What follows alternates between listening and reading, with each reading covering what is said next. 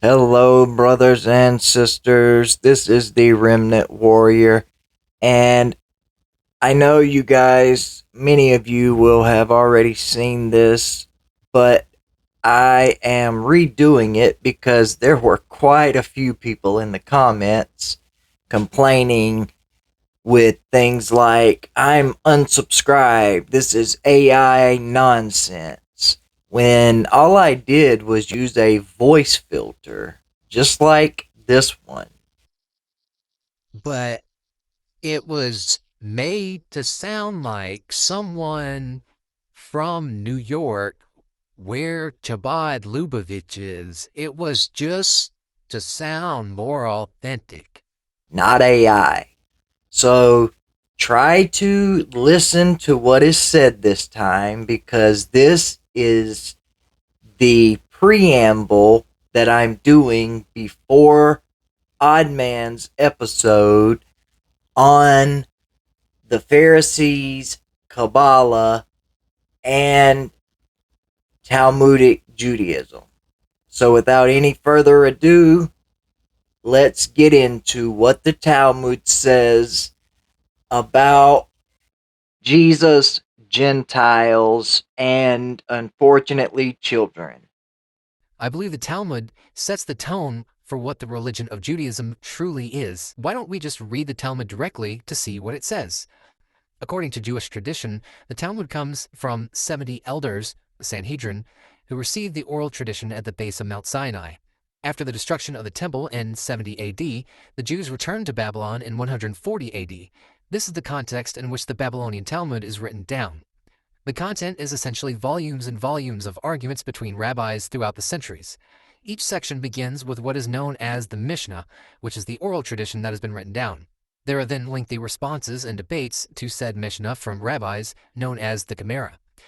Because the contents of the Talmud are so expansive, and because the opinions of the rabbis are so diverse that they even become outright contradictory to one another, we should understand that Jews do not consider the Talmud to be dogmatic or infallible, and yet, as we shall see, the contents are very illuminating to the Jewish mindset and demonstrates how Christianity morally diverges by contrast.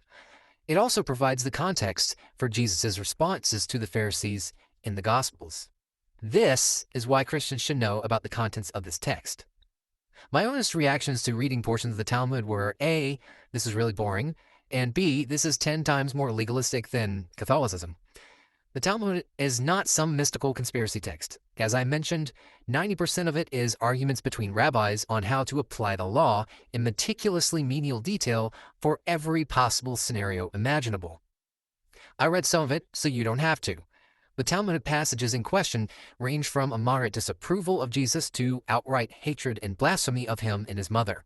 That being said, many of these passages are blasphemous and may be triggering to some, so listeners' discretion is advised. With that prelude out of the way, let's get into the text.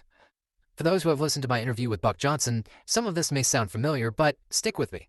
I only got through about a quarter of the passages I prepared for that episode. Let's begin with references to Jesus.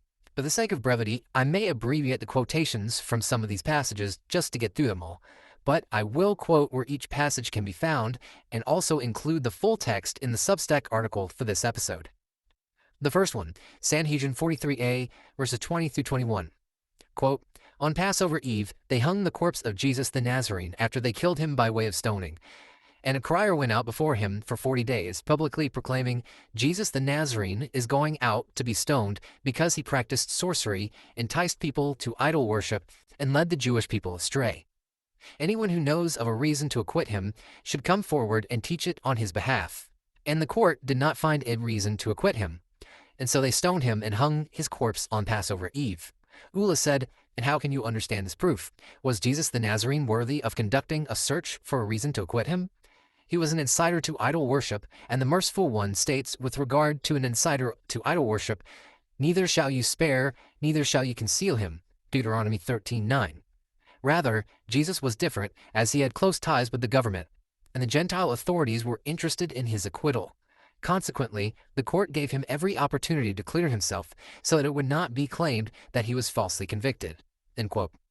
Some Jewish historians claim that this passage, and others, don't actually refer to the Jesus that Christians worship. Conveniently, Sefaria, a website that preserves Jewish texts such as the Tanakh, Talmud, and Midrash, actually hyperlinks this name and is kind enough to show some of the references to him in the Talmud. Also, the Toledat Yeshu, another Jewish text, references this passage. More on this later. Personally, I believe this is merely an academic obfuscation. Next passage, Avodah Zarah 27b, verse 6. There was an incident involving Ben Dama, son of Rabbi Ishmael's sister, in which a snake bit him. And following the attack, Yaakov of the village of Sekanya, who was a heretic, a disciple of Jesus the Nazarene, came to treat him, but Rabbi Ishmael did not let him do so. And Ben Dama said to him, Rabbi Ishmael, my brother, let him treat me, and I will be healed by him.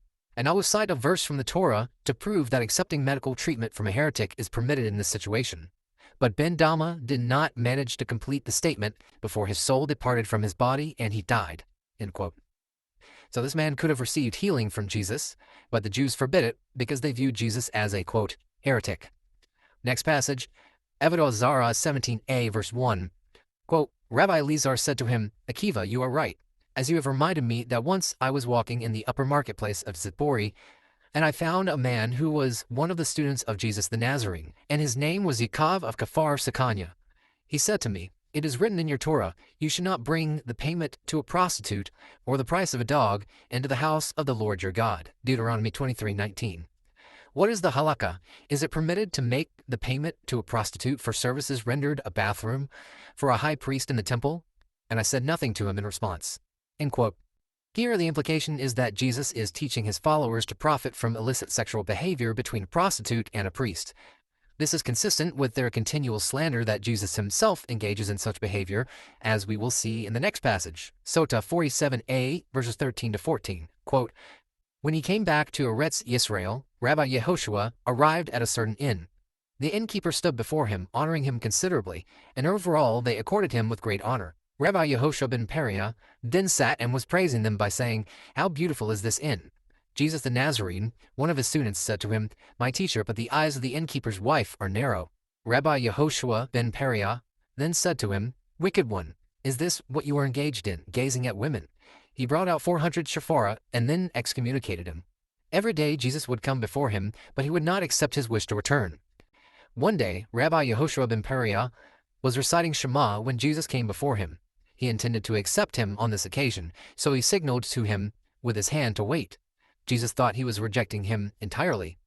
He therefore went and stood up a brick and worshipped it as an idol. Rabbi Yehoshua ben Perea then said to him, return from your sins. Jesus said to him, this is the tradition that I have received from you. Anyone who sins causes the masses to sin and is not given the opportunity to repent. The Gemara explains how he caused the masses to sin. For the master said, Jesus the Nazarene performed sorcery, and he incited the masses and subverted the masses and caused the Jewish people to sin. End quote. Sanhedrin 107b, verse 14 also claims the same thing. And for the last passage, Gitten 57a, verse 4, quote, Onkelos said to him, what is the punishment of that man? A euphemism for Jesus himself. In the next world, a different Jesus said to him, he is punished with boiling excrement. As the master said, anyone who mocks the words of the sages will be sentenced to boiling excrement. And this was his sin, as he mocked the words of the sages. End quote.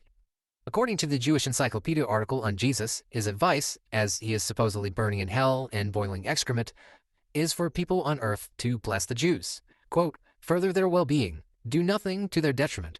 Whoever touches them touches even the apple of his eye. End quote. I can even point people to clips of Jewish rabbis literally screaming about Jesus burning in hell. Now that we know how the Talmud portrays Jesus, let's move on to some references to Mary, the mother of Jesus. The first passage is Shabbat 104b, verse 5. Quote, incidentally, the Gemara asks, why did they call him Ben Sotah when he was the son of Pandira? Rav Hista said, his mother's husband, who acted as his father, was named Sotah, but the one who had relations with his mother and fathered him was named Pandira. The Gemara asks, wasn't his mother's husband Papos ben Yehuda? Rather, his mother was named Sotah, and he was named Ben Sotah after her. The Gemara asks, but wasn't his mother Miriam, who braided women's hair? The Gemara explains, this is not a contradiction. Rather, Sotah was merely a nickname, as they say in Pumbedita. This one strayed from her husband. End quote. Sanhedrin 67a verse 15 also reports essentially the same narrative as this passage. So, this is a known Jewish rumor that Jesus' father was Pandira, a Roman soldier, which this passage is commenting on. In many Greek New Testament manuscripts, the name of Mary is actually Miriam or Miriam, so this is undeniably a reference to the Mother of God. Some translations of the Talmud say, quote, his mother was Miriam, who let her hair grow long, end quote, rather than, quote, who braided women's hair, end quote. This is significant because, in the ancient world, women who wore their hair down did so as a signal to men that they were sexually available. In other words, this is an effort of the Jews to paint the Theotokos as a harlot, as the infidelity of the passage illustrates. As we will see with other Jewish source texts, the notion that Jesus is a bastard child is a consistent view within Rabbinic Judaism. It is not merely the opinion of some rabbi. Next passage, Sanhedrin 106a, 10-11. As a disclaimer about this passage, some claim this text is referring to Mary, though it isn't specific and doesn't mention her by name. Therefore, it is unclear if it actually refers to her. However, it is consistent with the aforementioned narrative that the Jews weave about the mother of Jesus. Quote, and thereafter she would say to him, you are like a member of her household. Sit and choose for yourself the merchandise that you want. And a jug of Amorite wine was placed near her, and neither Amorite wine nor Gentile wine had been prohibited yet for the Jews. She said to him, is it your wish to drink a cup of wine? Once he drank the wine, his evil inclination burned within him. He then said to her, submit to me and engage in intercourse with me. She then removed the idol that she worshipped from her lap and said to him, worship this. He said to her, am I not Jewish? I am therefore forbidden from engaging in idol worship.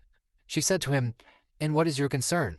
We are asking you to do nothing more than defecate in its presence. But he does not know that its worship is conducted in that manner. Once he did so, she said to him, moreover, I will not leave you until you deny the Torah of Moses, your teacher, as it is stated. But when they came to Baal Peor, they separated themselves to shameful item, and they became detestable like that which they had loved. Hosea 9:10. They devoted themselves to the disgrace of defecation and detested the name of God. End quote. Now, typically the Jewish response when these passages are brought up, if they're even aware that they exist at all, is to obfuscate. These passages aren't really about Jesus or Mary, or that's just some rabbi's opinion, it doesn't mean everyone agrees with it. Very rarely will one get the honest truth out of people like this. To demonstrate that this is definitively, absolutely the consensus view of Jews against Jesus and Mary, we should look at other Jewish texts. As I've already mentioned, the Jewish Encyclopedia article on Jesus confirms the Talmudic passage about Jesus burning in excrement in hell. Additionally, we can look to another text, which I will briefly address.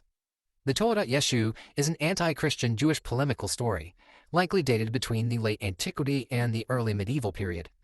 Much like the Talmudic sources, this story claims that Jesus was a bastard child who, rather than deceiving through sorcery, stole the power from the Jewish authorities in order to convince the masses that he was the Messiah.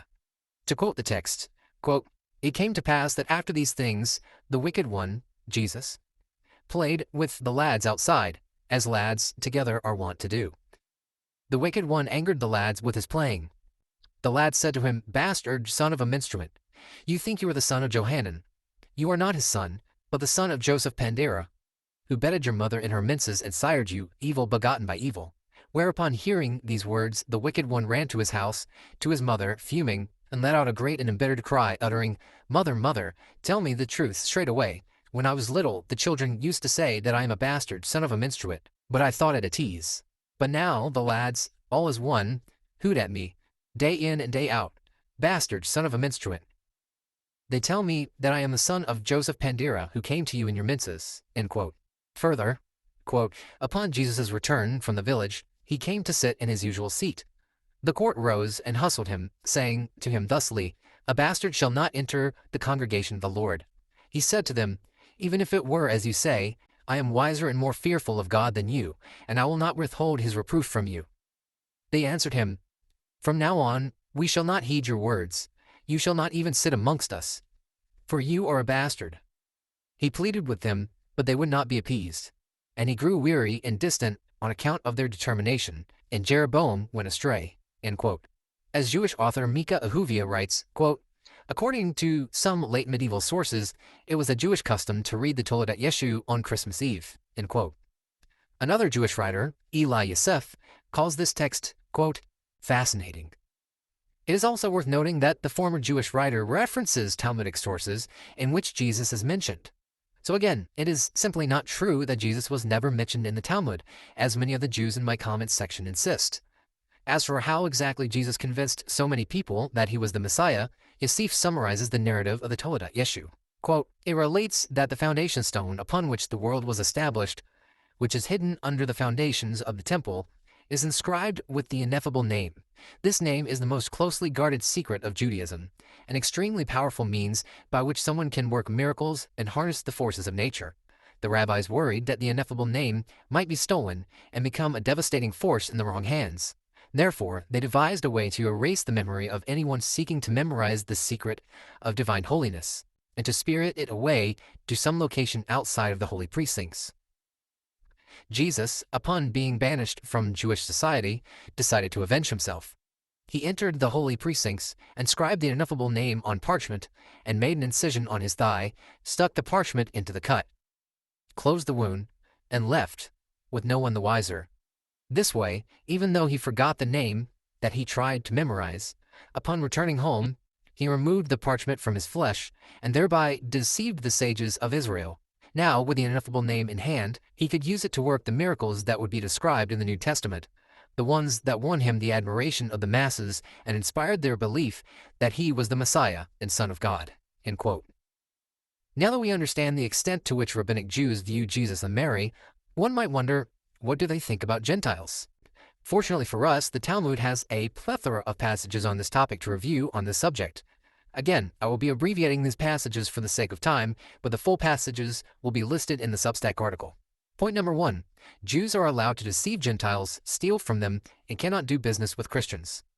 Bava Kamma 113b, verse 8 says, quote, it is only to your brother that you return a lost item, but you do not return a lost item to a Gentile. End quote. Bava Kamma 113a, verse 22, quote, the reason that the court does not employ trickery in order to vindicate the Jew is only because there is a consideration of the sanctification of God's name. Consequently, if there is no consideration of the sanctification of God's name, the court does not approach the case circuitously. Apparently, it is permitted to deceive a Gentile. End quote. Bava Kamma 113b, verse 10, quote, it is permitted to financially benefit from a business error of a Gentile, i.e., it need not be returned. End quote. Avodah Zarah 7b, verse 3, quote, with regard to a Christian, according to the statement of Rabbi Ishmael, it is always prohibited for a Jew to engage in business with him. Since his festivities take place every Sunday, and 3 days before and after Sunday constitute the entire week, one cannot engage in business with a Christian on any day of the week. End quote. Point number 2. Gentiles are not considered human. Keritot 6b, verses 19 through 20, quote, one who applies the anointing oil to animals or vessels is exempt, and one who applies it to Gentiles or to corpses is exempt. But if one applies the anointing oil to Gentiles, why is he exempt? Aren't they included in the meaning of the term person, Adam? The Gemara explains, indeed they are not. As it is written, and you, my sheep, the sheep of my pasture, are people, Adam. Ezekiel 34:31. From which it is derived that you, the Jewish people, are called Adam, but Gentiles are not called Adam. End quote. Bava Metiza 114b, verse 2, quote, as it is taught in the Bereda, Rabbi Shimon ben Yohai says that the graves of the Gentiles do not render one impure, as it is stated, and you, my sheep, the sheep of my pasture, are man. Ezekiel 34:31, which teaches that you, i.e., the Jewish people, are called man, but Gentiles are not called man. Point number 3. There are certain instances in which the death penalty is applied to Gentiles. Mishna Avodah Zarah 2:1, quote, one may not keep an animal in the inns of Gentiles because they are suspected of bestiality. Since even Gentiles are prohibited from engaging in bestiality, a Jew who places his animal there is guilty of violating the prohibition. You shall not put a stumbling block before the blind. Leviticus 19:14. And a woman may not seclude herself with Gentiles because they are suspected of engaging in forbidden sexual relations. And any person may not seclude himself with Gentiles because they are suspected of bloodshed. A Jewish woman may not deliver the child of a Gentile woman, because in so doing she is delivering a child who will engage in idol worship. But one may allow a Gentile woman to deliver the child of a Jewish woman. Similarly, a Jewish woman may not nurse the child of a Gentile woman, but one may allow a Gentile woman to nurse the child of a Jewish woman while the Gentile woman is on the Jewish woman's property." End quote. Sanhedrin 59a 2, quote, "A Gentile who engages in Torah study is liable to receive the death penalty. As it is stated, Moses commanded us a law, Torah, an inheritance of the congregation of Jacob, Deuteronomy 33:4, indicating that it is an inheritance for us and not for them." End quote. Sanhedrin 58b, verses 17 to 18, quote, "A Gentile who struck a Jew is liable to receive the death penalty. One who slaps the cheek of a Jew is considered as though he slapped the cheek of the divine presence." End quote. And lastly, another Talmudic rabbi, Simeon ben Yohai, once stated, quote, "The best of the Gentiles should be killed." End quote. Now, before we move on, I want to address one possible objection. Some may say that in the Jewish Encyclopedia article on Gentiles, in the section Present Status of the Gentiles, that most of this is no longer in effect because people today are now civilized, and these standards were for the barbarian Gentiles. Regardless, these are still historic rabbinical interpretations of various Old Testament passages. Imagine if Christians approached the scriptures this way. Is it even conceivable for a Christian to say that it would be okay to steal from certain kinds of people, or deceive them, or consider them less than human, ever in history? The point I'm trying to drive home is this: the Jewish hermeneutic and the Christian hermeneutic of these Old Testament passages are fundamentally opposed to one another. This is probably because they are completely different religions, and the notion that they're basically the same is complete propaganda. Before we wrap up, there is one last topic that I believe must be addressed on the subject of the Talmud. One of the most concerning moral aspects of this text is how it approaches the subject of rape. There are multiple passages which claim if a child is raped under the age of 3, it basically doesn't count. If it is a female Gentile that is raped, doesn't count. If it is a child under the age of 9 and has gay sex, doesn't count. Don't believe me? Let's look at the text themselves. Nehemiah 44b, verse 12, quote, "If the girl is less than that age, younger than 3 years and 1 day, the status of intercourse with her is not that of an intercourse in all halakhic senses. Rather, it is like placing a finger into the eye. Just as in that case, the eye constricts, sheds tears, and then returns to its original state, so too, in a girl younger than 3 years and 1 day old, the hymen returns to its original state." End quote. Ketubot 11b, verse 6, quote, "An adult man who engages in intercourse with a minor girl less than 3 years old has done nothing, as intercourse with a girl less than 3 years old is tantamount to poking a finger into the eye." End quote. Keluboth 11a, verse 2, quote, "With regard to a female convert, or a captive woman or a maidservant, who are ransomed with regard to the captive, or who converted with regard to the convert, or who was freed with regard to the maidservant, when she was less than 3 years and 1 day old, for all of these, their marriage contract is 200 dinars, and their presumptive status is that of a virgin. Even if they were subject to intercourse when they were younger than that age, the hymen remains restored, and they are subject to a claim concerning their virginity." End quote.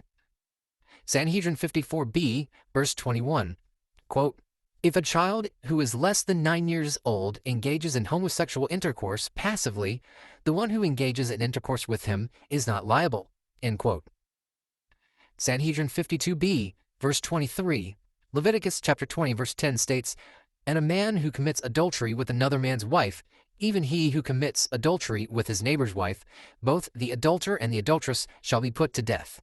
The term "a man" is interpreted as excluding a minor boy who committed adultery before he came of age. The phrase "who commits adultery with another man's wife" is interpreted as excluding the wife of a minor boy. Marriage to a minor is not considered halakhic marriage. His neighbor's wife excludes the wife of another, i.e. a Gentile, who is not referred to as his neighbor.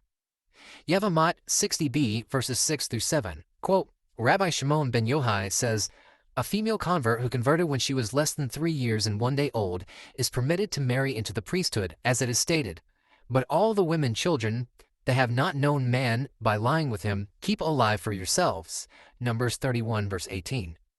This verse indicates that these women were fit for all of the warriors, since Phinehas the priest was with them. See Numbers 31:6. It is clear that young converts are permitted to the priests. The Gemara asks, and how do the rabbis who disagree with Rabbi Shimon interpret this verse? The Gemara responds, they understand the phrase, keep alive for yourselves, to mean that they could keep them as slaves and as maidservants, but they could not necessarily marry them. The Gemara asks, if so, if the source for Rabbi Shimon's ruling is this verse, a girl who converted at the age of 3 and 1 day old should also be permitted to a priest, as long as she has never had intercourse, as stated by this verse. End quote. Again, one might argue that this is simply some rabbi's opinion, to which I might very reasonably respond, why? Why is that an acceptable Jewish opinion at all? Why have that view and write it down? This makes Islam really look like the religion of peace by comparison. Additionally, let's not forget how uncommon and expensive it was to write something down in the ancient world. The Jews really thought this was something important if they spent the time and money to write and preserve it over the years.